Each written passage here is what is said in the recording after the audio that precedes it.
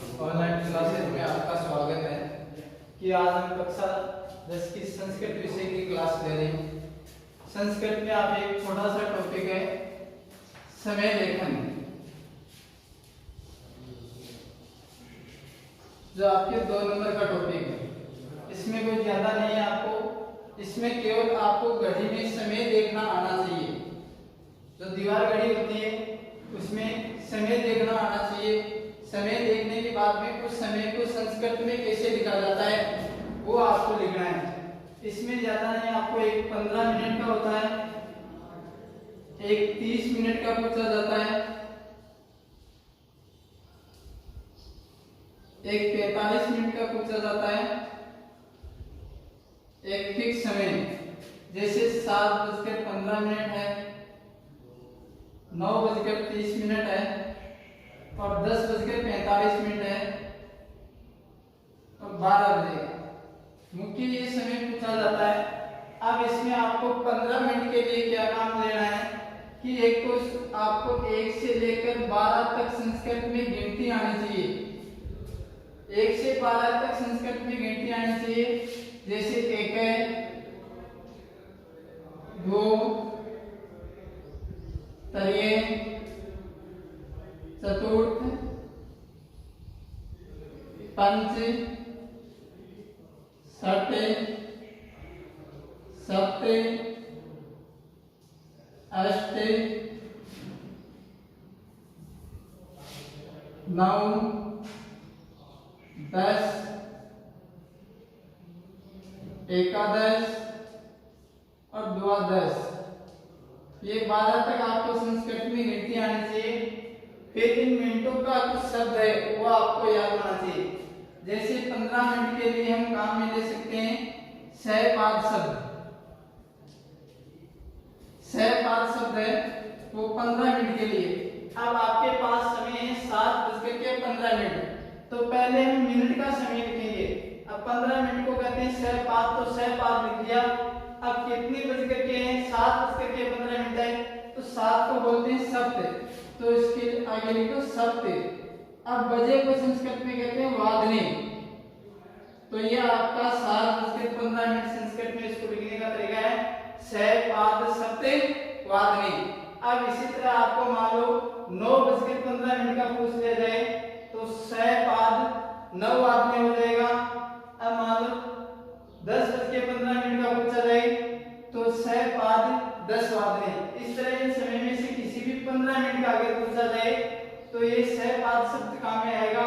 आगे जो समय उसको संस्कृत में लिखे वादने शब्द जोड़ना है। फिर 30 मिनट का। अब इसी तरह जैसे 15 मिनट के लिए हमने काम में लिया सहपाद शब्द, इसीलिए 30 मिनट के लिए एक शब्द होता है सार्ध।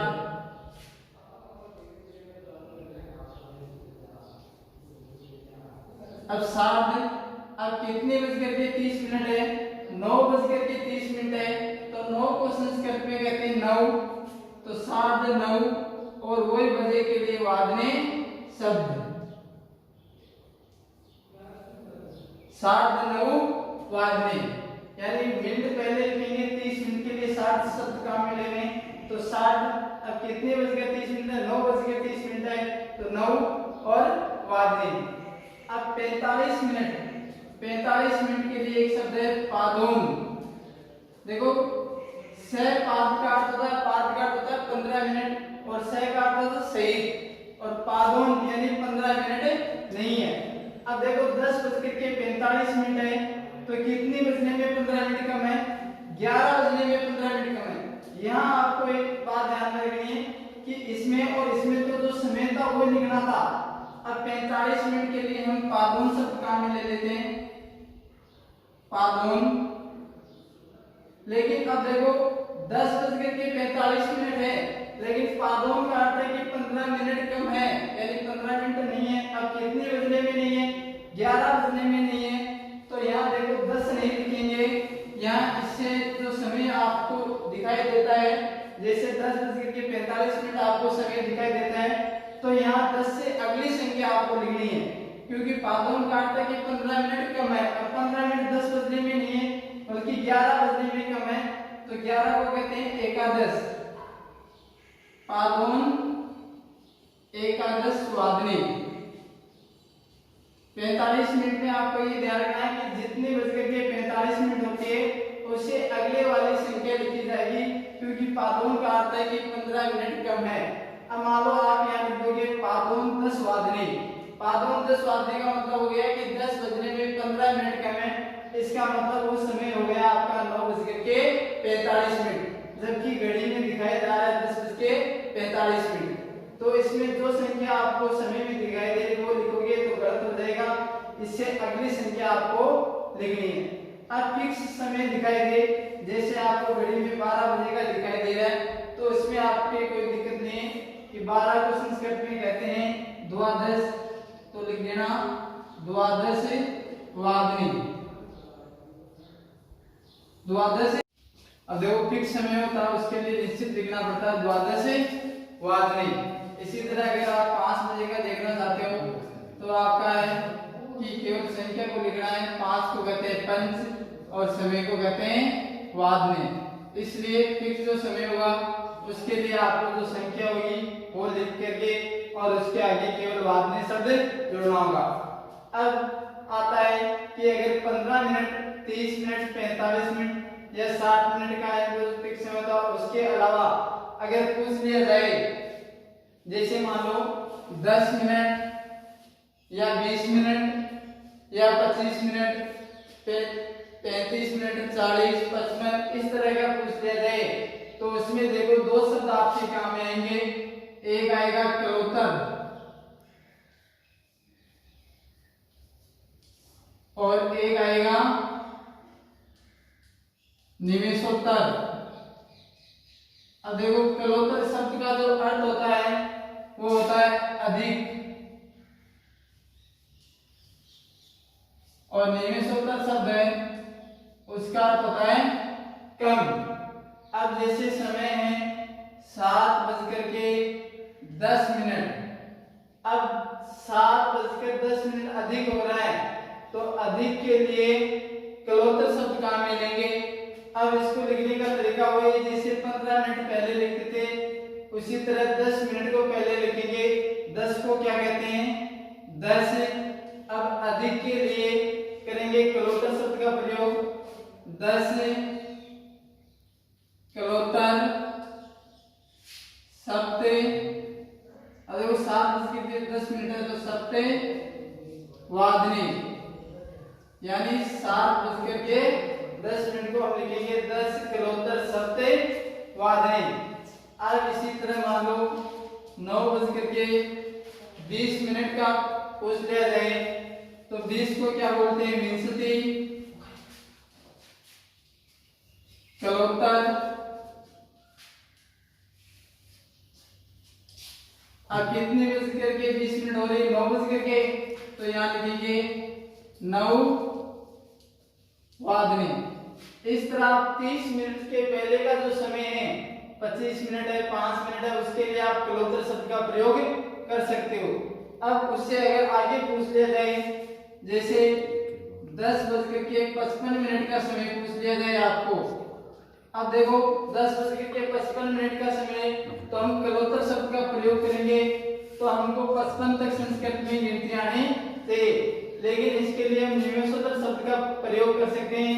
अब 10:55 हो रही है तो 11 बजने में कितनी मिनट कम हो रही है 5 मिनट, तो कम है तो कम के लिए हम निमेषोत्तर शब्द काम में ले सकते हैं। तो देखो कितनी मिनट कम है 5 मिनट कम है तो पंच निमेषोत्तर यानी 5 मिनट कम है। अब कितने बजने में 5 मिनट कम है वो 45 वाला नियम यहाँ लागू होता है कि जो समय उससे अगली संख्या लिखेंगे। जैसे 45 मिनट में अगली संख्या लिखते हैं वो नियम यहाँ है कि 5 मिनट कम है कितने बजने में 11 बजने में कम है, तो यहाँ 10:55 दिखा रहा है लेकिन यहाँ लिखेंगे हम एकादश वादनी यानी पंच निमेषोत्तर एकादश वादनी, यानी 5 मिनट कम है 11 बजने में। इसका मतलब समय कितना हो गया 10:55।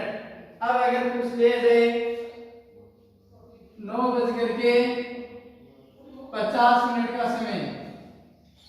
तो अब इसमें भी देखो हम निवेशोत्तर शब्द का प्रयोग कैसे करेंगे कि 10 मिनट कम है कितने बजने में, 10 बजने में। तो देखो कितनी मिनट कम हो गई, 10। तो यहाँ लिखेंगे 10 निवेशोत्तर कि 10 मिनट कम कितने बजने में, 10 बजने में। तो यहाँ देखो समय तो हम देख रहे हैं कि 9:50 हो रहे हैं, लेकिन यहाँ 9 वादने नहीं लिखेंगे हम, अगली संख्या लिखेंगे इतनी 10 वादने, यानी 10 बजने में 10 मिनट कम है। इसलिए 15 मिनट, 30 मिनट, 45 मिनट और 60 मिनट के अतिरिक्त अगर कोई समय आपको पूछा जाए तो केवल आपको 2 शब्द याद रखना है, एक कलोत्तर, एक निवेशोत्तर। उसमें आप 25 मिनट तक कलोत्तर शब्द का प्रयोग कर सकते हो और 25 मिनट से आगे आप कलोत्तर का भी कर सकते हो और निवेशोत्तर का भी कर सकते हो, दोनों शब्द काम में ले सकते हो। जैसे 9:50 है तो आप इसको इस तरह भी लिख सकते हो कि 50 कलोत्तर 9 वादने, 50 कलोत्तर 9 वादने, यानी 9:50 है। लेकिन इसमें आपको संस्कृत में गिनती 60 तक आनी चाहिए, और अगर आपको 30 तक गिनती आ रही है और ये 2 शब्द आपको याद है तो आप समय अच्छी तरह से लिख सकते हो।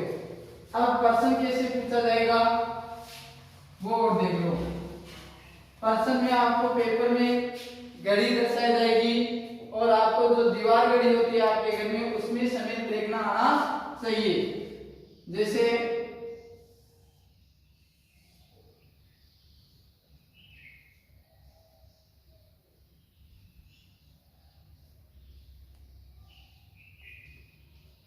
प्रश्न पूछा जाएगा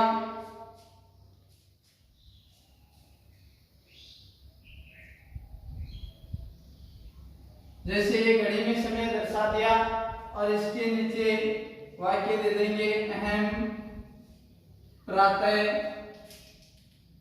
रिक्त स्थान उत्तिष्ठामि। अब इस रिक्त स्थान में आपको इस घड़ी में देख करके समय लिखना है। अब घड़ी में समय कितने का दे रखा है, 5 बजेगा, तो 5 को क्या कहते हैं, पंच, और फिक्स समय तो वादने, अहम प्रातः पंच वादने उत्तिष्ठामि। इसी तरह 2 नंबर का प्रश्न आएगा, आपके 2 घड़ियां दर्शाई जाएगी और दोनों घड़ियों में जो समय होगा और 2 वाक्य दिए जाएंगे, उस घड़ी में आपको समय देख करके वाक्य में समय लिखना है। अब उसमें कई बार वादने शब्द दे दिया जाता है, जैसे अहम वादने विद्यालयं गच्छामि।